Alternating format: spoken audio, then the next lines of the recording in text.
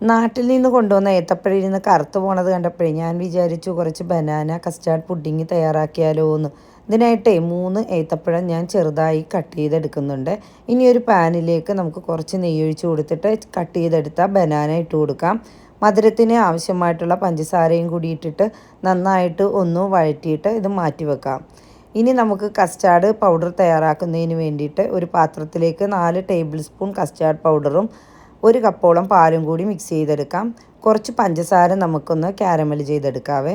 ഇനി നമ്മൾ പഴം വാട്ടി അതേ പാനിലേക്ക് തന്നെ 1/2 ലിറ്റർ പാലൊഴിച്ച് കൊടുക്കാം. മധുരത്തിന് ആവശ്യമായിട്ടുള്ള പഞ്ചസാരയും 1/4 കപ്പ് മിൽക്ക് പൗഡറും കൂടി നന്നായിട്ടൊന്ന് മിക്സ് ചെയ്തിട്ട് നമുക്ക് ഗ്യാസ് അടുപ്പ് കത്തിച്ച് കൊടുക്കാം.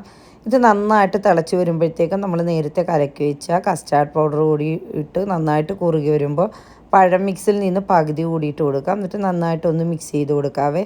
ഇനി നമുക്ക് ബട്ടറോ അതല്ലെങ്കിൽ നെയ്യോ തൂത്ത മോൾഡിലേക്ക് ആദ്യം തന്നെ നമ്മൾ തയ്യാറാക്കി വെച്ച കാരമൽ ഒഴിച്ച് കൊടുക്കാം. ഇനി അതിൻ്റെ മേലിലേക്ക് നമ്മുടെ ഈ കസ്റ്റാർഡ് പുഡിങ്ങിൻ്റെ മിക്സ് കൂടി ഇട്ട് കൊടുക്കാം. എന്നിട്ട് നന്നായിട്ടൊന്ന് ടാപ്പ് ചെയ്ത് കൊടുക്കാം കേട്ടോ, എയർ ബബിൾസൊക്കെ ഉണ്ടെങ്കിൽ ഒന്ന് പോകാൻ. ഇനി ബാക്കി പഴം കൂടി മുകളിൽ വെച്ച് നമുക്ക് ഒന്ന് അലങ്കരിച്ച് കൊടുക്കാം. ഇനി ഇത് നന്നായിട്ട് തണുപ്പിച്ചെടുക്കാവേ. നല്ല അടിപൊളി ടേസ്റ്റാണ് കേട്ടോ. എല്ലാവരും ഒന്ന് ട്രൈ ചെയ്ത് നോക്കുക. വീഡിയോസ് ഇഷ്ടമായ ലൈക്ക് ചെയ്യുക, കമൻറ്റ് ചെയ്യുക, ഫോളോ ചെയ്ത് കൂടെ കൂട്ടാനും മറന്നു പോകരുത്. വീണ്ടും കാണുന്നവരെയും അസ്സലാമ, ബായ്.